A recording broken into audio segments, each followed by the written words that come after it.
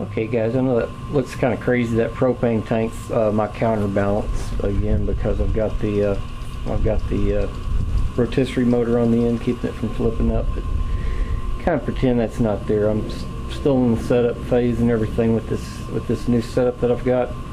What I got going here on it this time around, since I had such a heck of a time spending the whole night with that pig and monitoring everything, is I've set everything up completely different now. And what I've got going there, what you're seeing kind of sticking out that pipe, the one where the black band is at, I'll flip around here.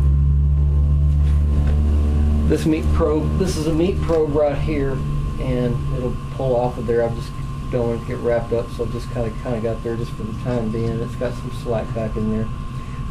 Once I get this ran through the pig, I fish this probe right here all the way back through there, plug it into the remote, the transmitter, and it gets all plugged in there. Then I stick it from this side, I stick it over into the meat, basically the thigh, whatever, the ham, from the inside. This probe over here, it monitors the actual temperature in there. Now I've got a friend of mine, hopefully he has it finished. If not, I've got a backup plan for this. But he's making a stainless cover for me for this here, so it'll make it to where it'll hold in the heat better. Now on that note right there, we're going to kind of, let me see, we'll give you a little bit better idea of how the setup is. Just a moment. Now I should have had this ready, but I didn't. But anyway, here's the receiver for the remote setup. I believe the top number is for the meat temperature. Yeah, that's the temperature of the meat. The bottom number tells you what the temperature is on the grill, the inside cooker temperature. So you can preset it. You can set like a low setting at like 200, 225, something like that. Set your high setting at 250, 255, around in there.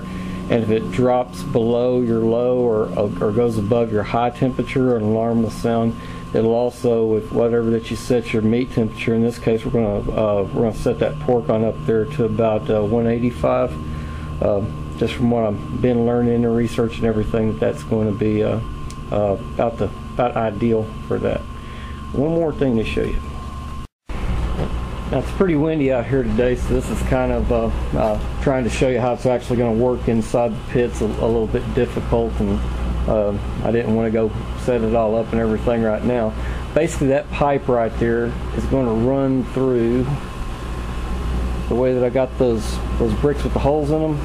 That pipe's going to run into one end and not really out the other. It's just one end's going to rest on that. Yeah, see, one of them's already blown out a little bit, so we'll fire that back up so I can let you see exactly what it is I'm trying to show you here. With the wind, it kind of messes us up. Okay. Well, it's going to be a pain in the ass in that one. Now, what we got going on here is I've added, because using the propane and everything to heat this. Oh, and also I've got the fire on each side. I'm going to change that up just a little bit, but because whenever that you're cooking one, you're using coals, you put it underneath the front and the back of the pig, because the center of the pig doesn't it cooks a lot. It takes a lot less heat to cook that, or it doesn't take it as long to cook, I guess would be the better way to explain that. But anyway, to where that, since I am going to be using propane, and I wanted to make it to where that I could regulate it, get that temperature really stable and everything, I'm going to put some cast iron just above both of these flames right here, so that gets hot pretty stable. It also makes it to where it's indirect heat. And I've also took and I plugged a aquarium pump over that feeds some air into there that'll help that fire get hotter without using it and it won't use as much fuel. And I'll show you once I get that fire started again. I'm going to unplug the aquarium pump and let you see exactly what that thing is doing.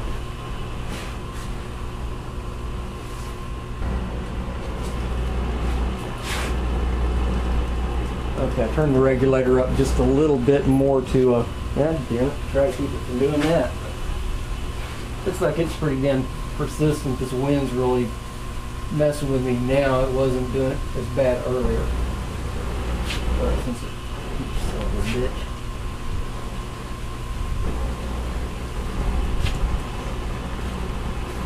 Anyway, I'm going to unplug the aquarium pump now, and so you can see right there just how much of a difference that aquarium pump is making, as far as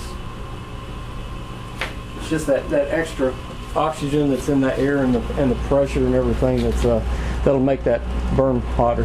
Anyway, sorry this video is going to turn up kind of shitty, I guess, as far as like the quality and everything. I'm not going to probably spend very much time trying to edit this at all.